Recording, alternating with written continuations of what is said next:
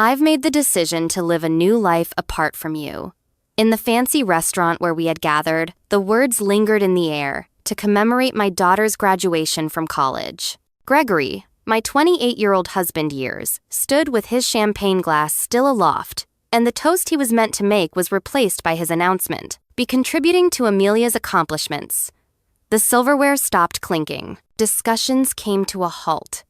In the middle of a sentence, 50 sets of eyes flitted between Gregory and me, anticipating my response. For the sobbing, the yelling, the spectacular departure that everyone anticipated.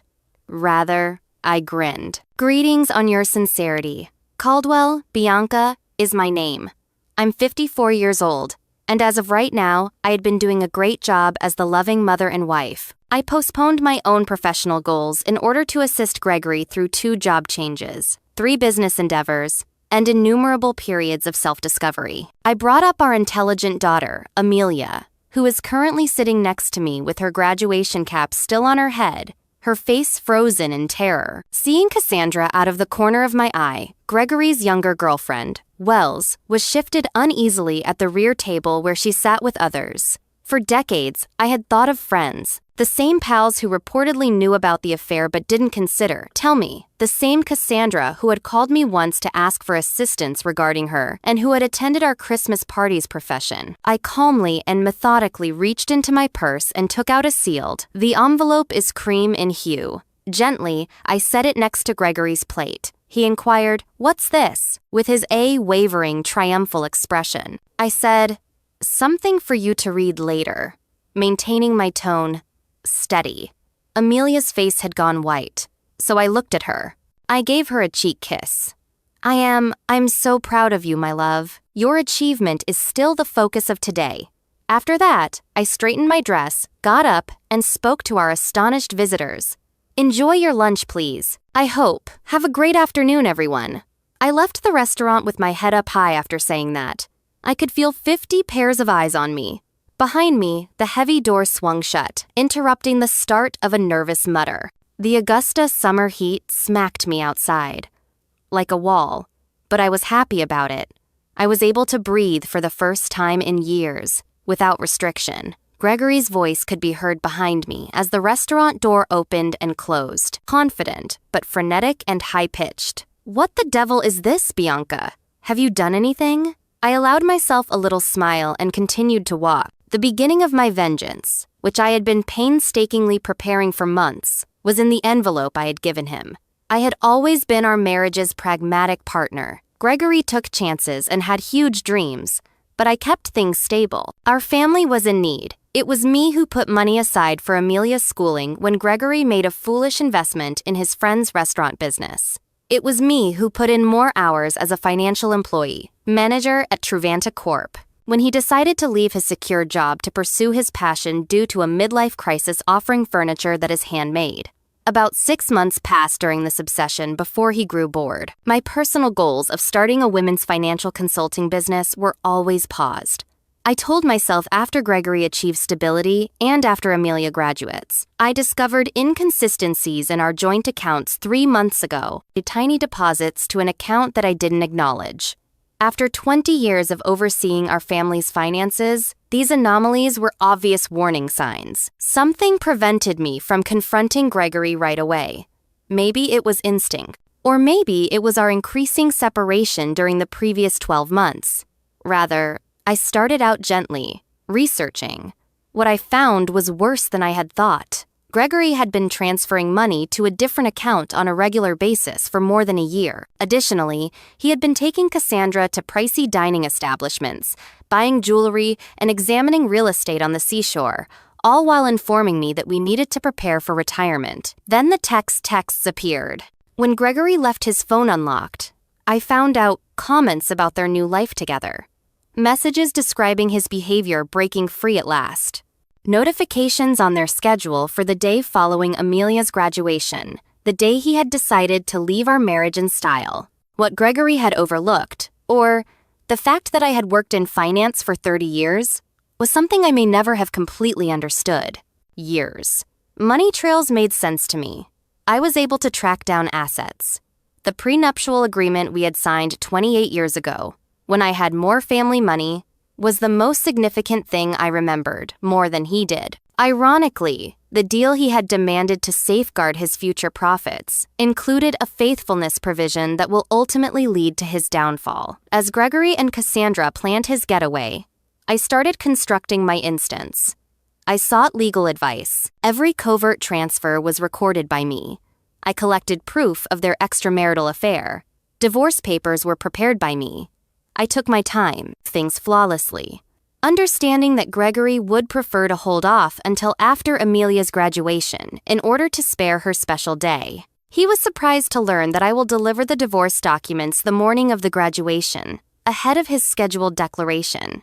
However, since the documents were still securely stored in court documents that he couldn't yet view, Gregory didn't. I always had 3 steps ahead of me.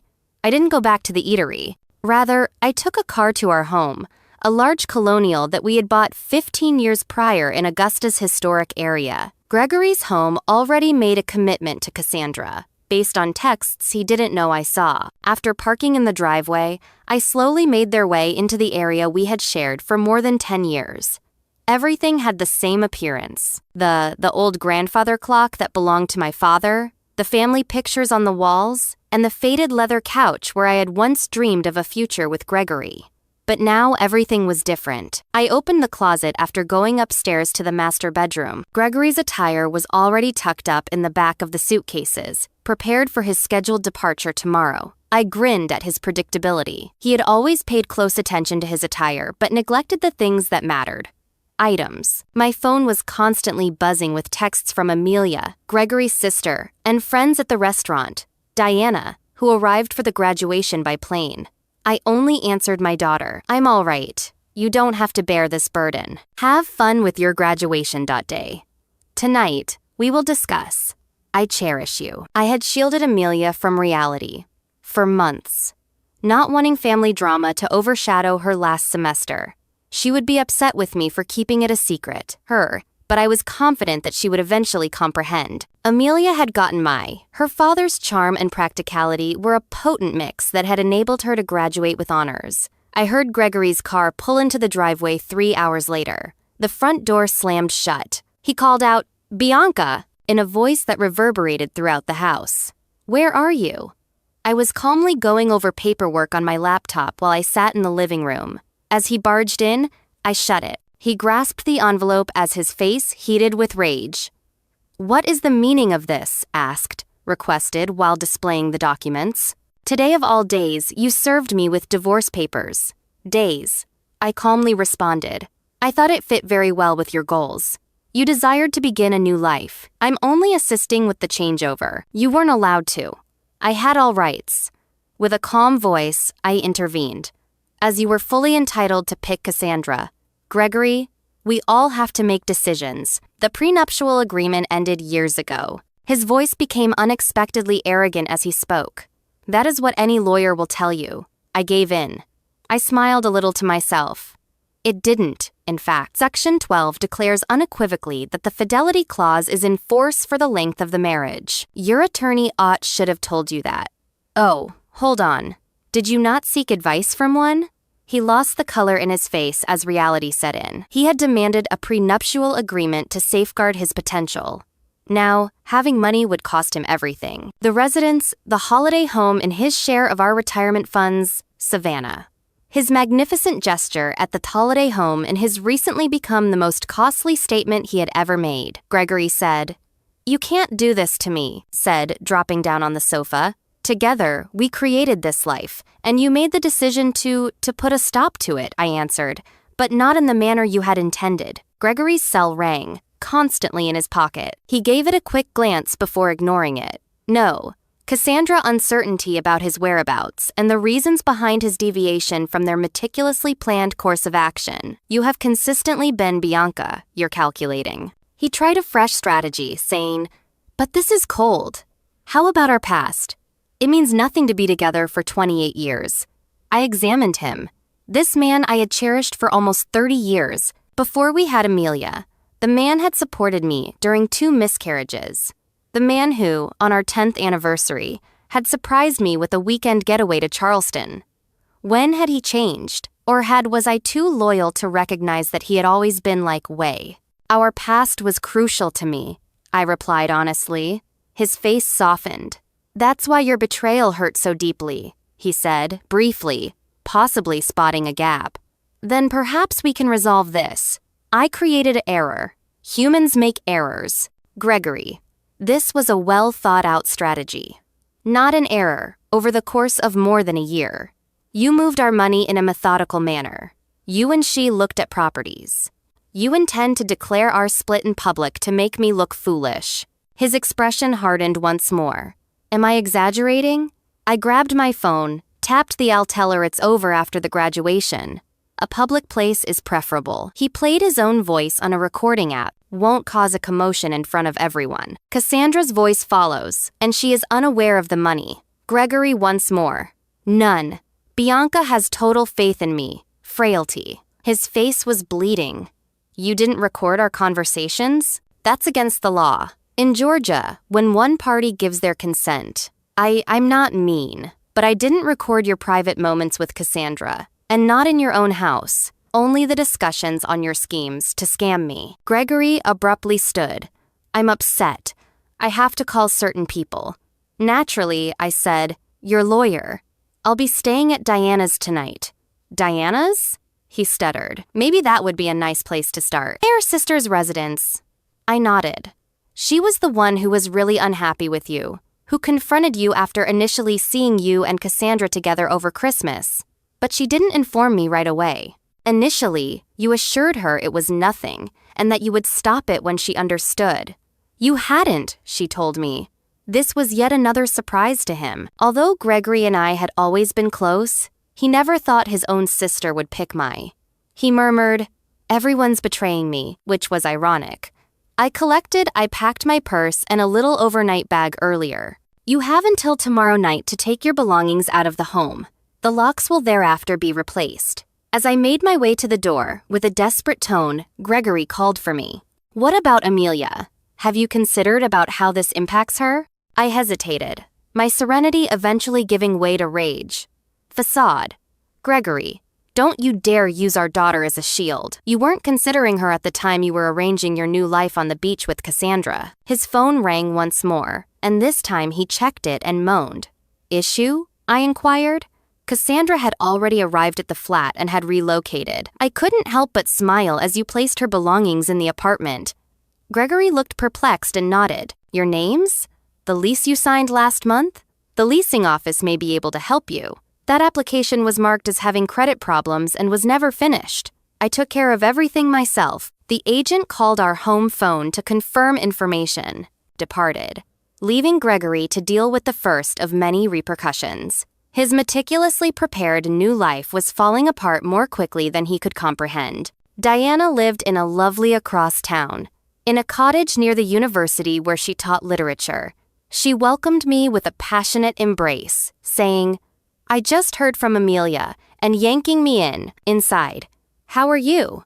I'm better than I anticipated, I said, accompanied her to the kitchen, where a bottle of wine was already open, and confessed. Diana poured 2 glasses and remarked, I never thought Gregory would make such a spectacle. The eatery in front of he's gone crazy, everyone. I clarified that it was intended to make me look bad, taking the glass. I couldn't fight back without seeing because it was a public rejection. Diana's expression clouded. My brother did always have a flair for drama, but he went above and beyond what I had anticipated. We took our seats in her sunroom, surrounded by Diana, who had never married and preferred her independence and education, was surrounded by bookshelves and potted plants. Activities. I had occasionally wished for her independence throughout the years. What did you put in that? She asked. What was in the package that angered him so much? And I told her about the divorce, filing, proof of his deceptive financial practices, and, above all, the prenuptial agreement that would leave the prenup. Diana laughed. I gave him much less than he had intended. Remember how anxious he was when he insisted on it? His father had just handed him that sum of money for his first business. About defending it. She gave a sour laugh. The irony is delectable. Amelia, my phone rang. I inhaled deeply before responding. Mom, she added abruptly, in a strained voice. "I'm coming over to Aunt Diana's. I'm already on my way, honey, so you don't have to. Dad is saying terrible things to everyone, like you've gone insane and that you've been preparing this for months." Gregory habitually altered stories to make himself the victim, which of course he was. I said, "Let him speak. The truth will come out in due time." 20 minutes later, Amelia showed up with her makeup smudged from crying, but still wearing her graduation gown. Like a child after a nightmare, she collapsed into my arms. "Why didn't you tell me?" she inquired her. "I didn't want to ruin your final semester," I said, my voice muffled against my shoulder. "You worked so hard, difficult for today." She withdrew, dabbing at her eyes. Well, Dad took care of spoiling it. In any case, Amelia ultimately received the whole narrative when we moved into Diana's living room. I was aware of how I had learned about Gregory and Cassandra's schemes, the financial frauds, and the affair. Amelia acknowledged that something was up with Dad. He's been acting strangely, distracted, and constantly on his phone. But we all don't want to see these things in the people we care about, Diana remarked, gently. My lawyer, Philip Anderson, buzzed my phone with a text message. The urgent document had been accepted. While the divorce process was ongoing, the accounts I had identified were frozen. Gregory now had little access to money, sufficient to cover living costs, but insufficient to complete the real estate transactions he had made a strategy with Cassandra. I showed Diana and Amelia the message. "Good," answered Amelia firmly. "He is deserving." I was comforted by my daughter's devotion. Yet I wasn't gullible. I reminded her that he was still your father. Your connection to him is distinct from our interpersonal interactions. Amelia gave a headshake. Perhaps I can't even look at him right now. But maybe someday. This morning, he gave me a hug and expressed his pride in me, while hours later, we're going to blow up our family. An interruption came when the doorbell rang. Our discussion. Diana went to respond, coming back a few moments later with a distressed expression. "It's Gregory," she declared. I claimed, "And he's not alone." Diana ushered Cassandra and Gregory into the living room. Cassandra appeared uneasy, moving her weight away from. Her gaze flitted about the room, one foot to the other. Her age was 37. Despite not being a trophy wife, she is still 17 years my junior and has shoulder-long hair, blonde hair, and the assurance that comes with never having experienced true adversity. Gregory, however, looked enraged. His rage had sharpened from his earlier desperation. "Bianca, you must put an end to this madness," he insisted. "Unfreeze the account so that we can talk about things like sensible adults." Amelia sprang to her feet, putting herself a little ahead of me. "Perhaps you, before telling everyone that you were going, you ought to have tried to be reasonable." "Mom." Gregory's gaze expanded as though they had just noticed our daughter. "This doesn't involve," Amelia said. "You. Doesn't include me?" she repeated, unable to believe it. "You destroyed our family. On the day of my graduation. And it has nothing to do with me." Cassandra put her hand on Gregory's arm. "Perhaps we should go, Greg." He trembled. "Put her away." "No, I won't go until Bianca agrees to act sensibly in this situation." Diana crossed her arms. "The only sensible person in this situation seems to be my sister-in-law. It's you who, Gregory, you made this disaster." I sat there and watched the drama unfold. I had been the person who put an end to disputes and kept everyone pleased for years. I had ultimately put that part down since it was so draining. "The accounts will, calmly," I said, "stay frozen until the preliminary hearing. 3 days from now. The magistrate will decide on the best asset division at that moment." 3 days? Gregory sputtered. What am I expected to accomplish for 3 days? I told him, "You have your own account. The person you've been directing funds for the previous 12 months. That ought to be plenty." Cassandra whipped her head toward Gregory. "How much money do you have in a different account?" An intriguing dynamic was developing. Gregory had obviously not been completely honest with Cassandra, either. Her question was disregarded by Gregory. "Bianca, this is vindictive.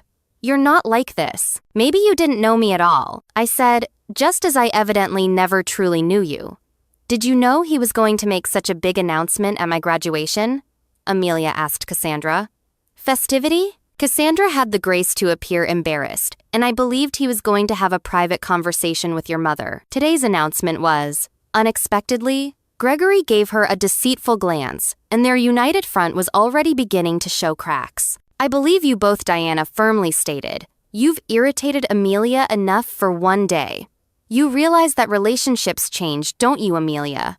Gregory said. People can occasionally grow. The way my daughter's face hardened was unlike anything I've ever seen. I realized that you're a coward who couldn't even afford to have a private talk with Mom. I know that when I was working 2 jobs to help pay for my family, you were stealing from us. Textbooks, as you mentioned, that finances were limited. Gregory palled. That's not how it. Amelia interrupted him, saying, Please go, Dad. I can't look at you. At you now. There was a deafening hush. At last, Gregory turned to depart, Cassandra following him. He stopped at the door and glanced back at. I looked into his eyes and said, Bianca, this isn't over. I'll fight you on this. Gradually. Feel free to try.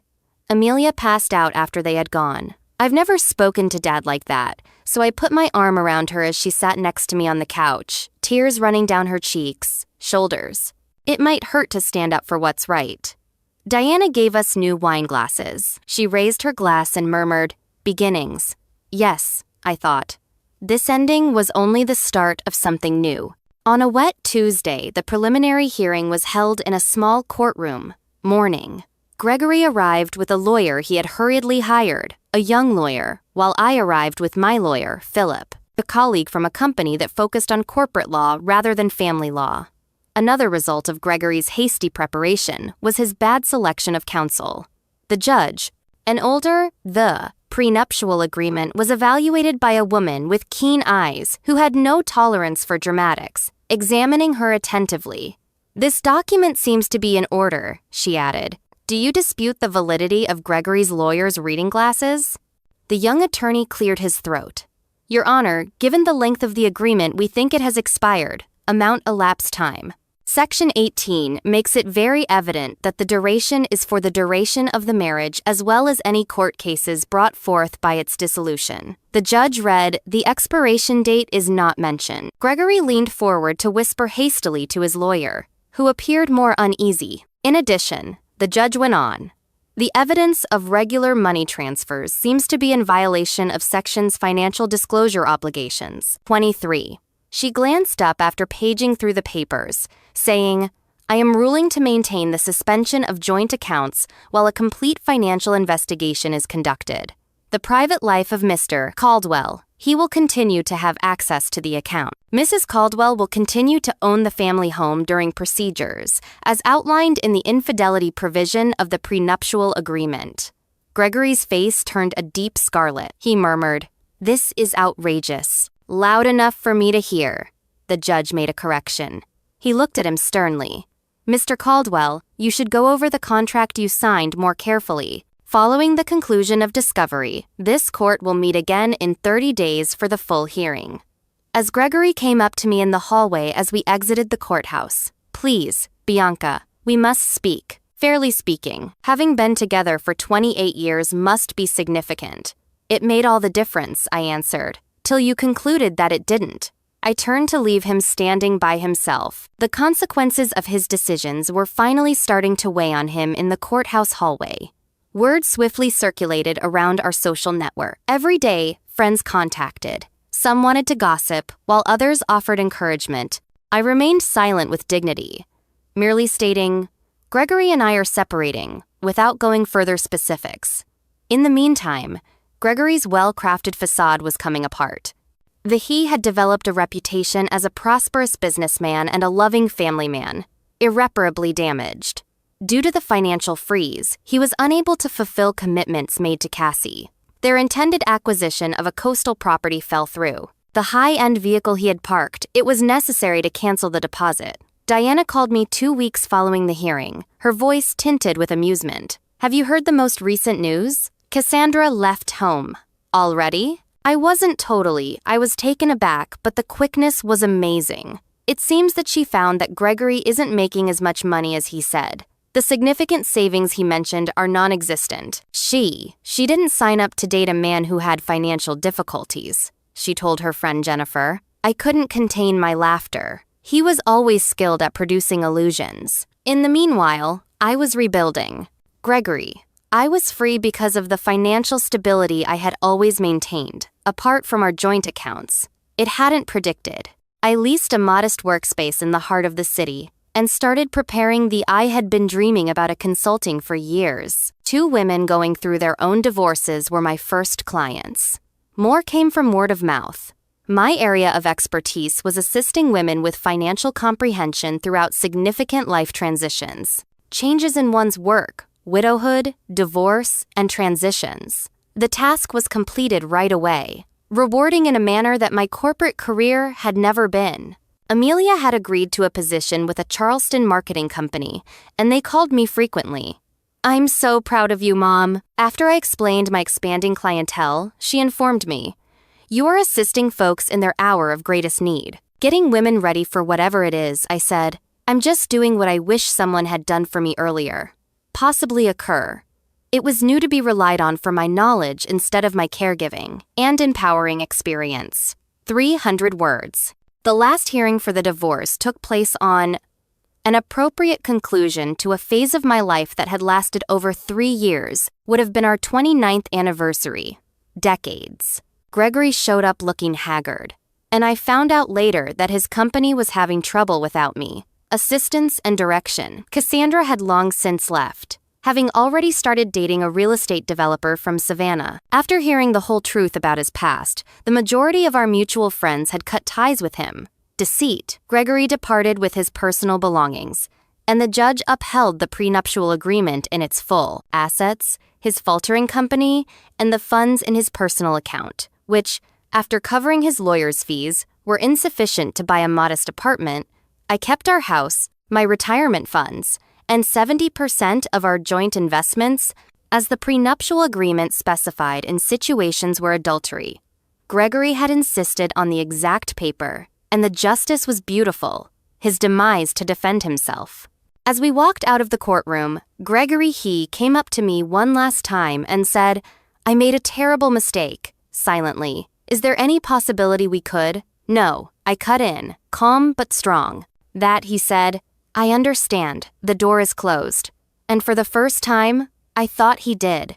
"You deserve happiness, Bianca, and I hope you get it." He may have spoken anything sincere to me for the first time in years. 6 months later, my consultant, Caldwell Financial Transitions, was doing well. I had relocated to a bigger office and brought on 2 colleagues. My area of expertise was assisting women in securing their financial futures, especially during significant life transitions. Amelia, who was proud of what I had constructed, came to visit frequently. "You know what's ironic?" she stated during a visit. Had Dad been truthful from the start, he might have retained half of everything. People occasionally fail to see beyond their immediate desires. Therefore I, the woman who had identified herself as Amelia's mother and Gregory's wife, had found a new identity, she said. The envelope I had given Gregory at the restaurant had served as more than just my means of escape. It was also my mentor, champion, and business owner, and strategy. It had served as the key to a door I was unaware of, and behind it I discovered not only retaliation, but also rebirth. I had regained something by safeguarding my financial future. I am significantly more valuable.